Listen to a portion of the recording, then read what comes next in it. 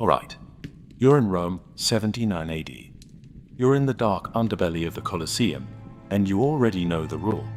Victory for them means punishment for you. You didn't choose this place. You can't walk out, and Rome makes sure you never forget it.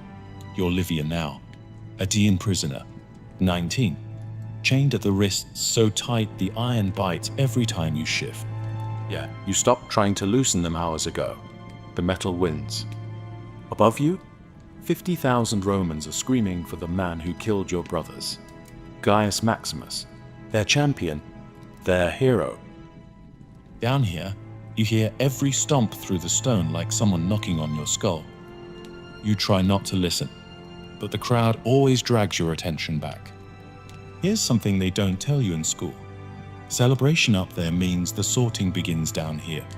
Prisoners get lined, counted, priced not by name, by usefulness. And right now, they're walking towards you. A guard kicks your ankle.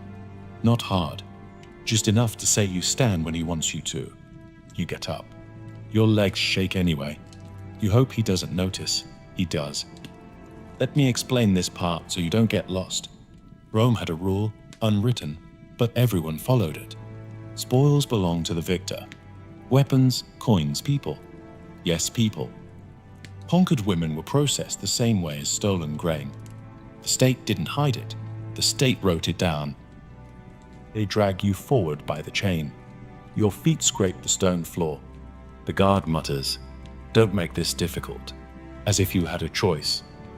You're pushed into a line of other women, some older, some younger, some trying to look strong, some already breaking.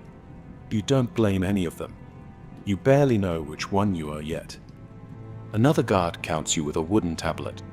Not a glance of pity, not even curiosity, just counting, like livestock. And here's the part nobody warned you about. This isn't even the punishment. This is the paperwork. A man in a red-trimmed tunic steps in.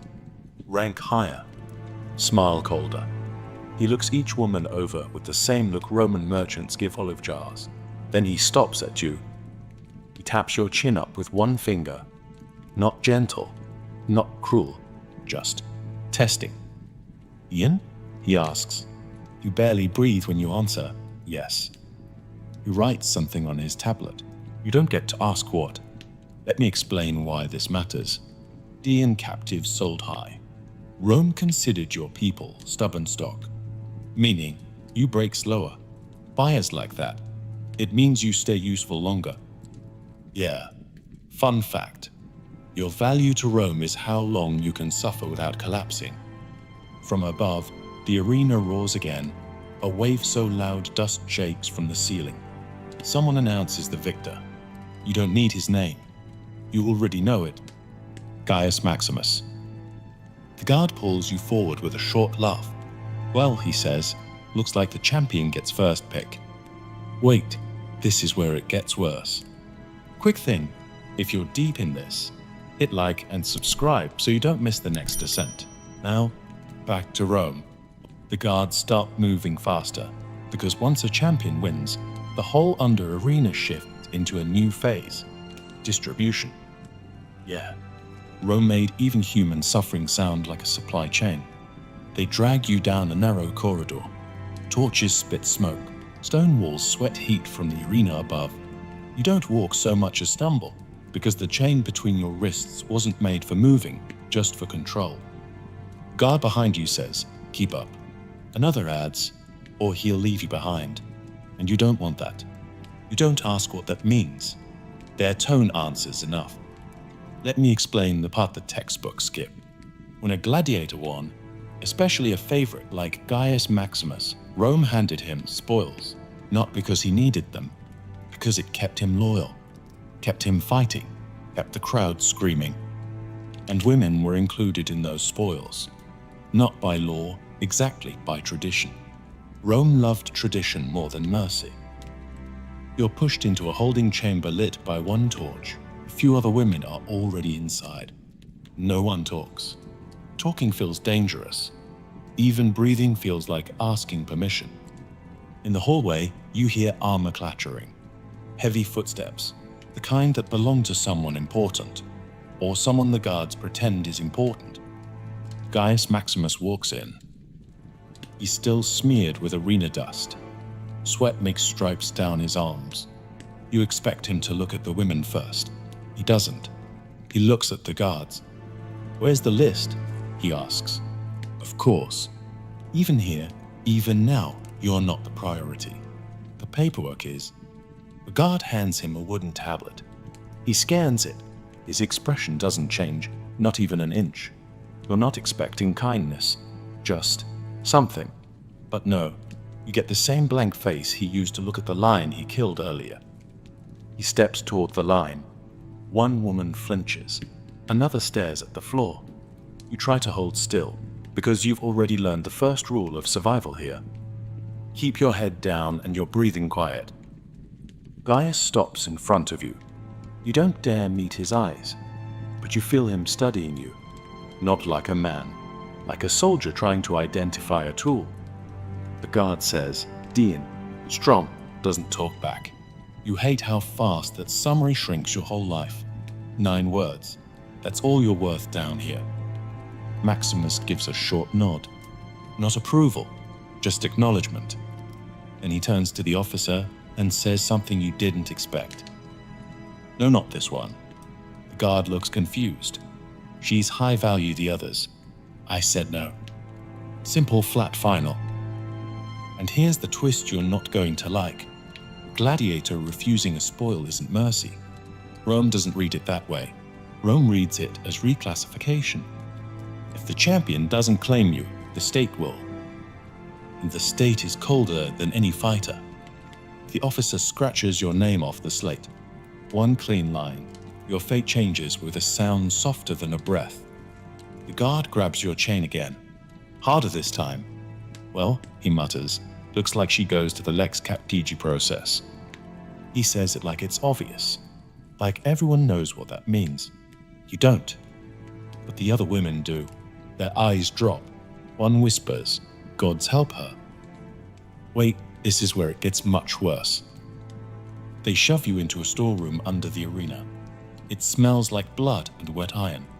You don't get time to breathe. You don't get time to think. You barely understand Latin, but you understand the tone. Move. You do. Because here's the part nobody warned you about. After the game's end, the killing doesn't stop. It just moves underground.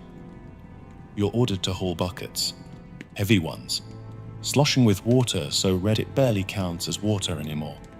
You grip the handles anyway. Yeah, your hands are shaking.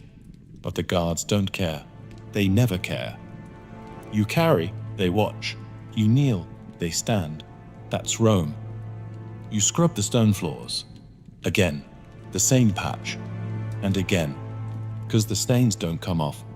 They were never meant to. The arena likes its scars. It shows the crowd the glory from yesterday. You're the one cleaning it. Let me explain something they don't teach you in school. Someone always has to handle the aftermath of a spectacle. And Rome picked you. Not for skill, not for strength, just because you were there. And here's the sting. You're doing all this while the same people who killed your brothers walk past you like your furniture. A gladiator limps by, bandaged, still breathing. His eyes slide right over you. You're nothing. Not even worth a nod. That's the job. Clean the Empire's mess so it doesn't smell too close to the Emperor's balcony. Guard kicks a broken spear toward you. Pick it up. That's all he says. Doesn't say please. He doesn't say thank you. He just assumes you obey. And you do. Because refusing is a fast way to meet the lions your brothers met. Here's your first rule if you want to survive under this arena. Rule number 1. Never make a guard repeat himself. They hate repeating things. They hit harder when they have to. You collect shattered shields, splintered wood, dented helmets. You don't know the stories behind them. You don't ask.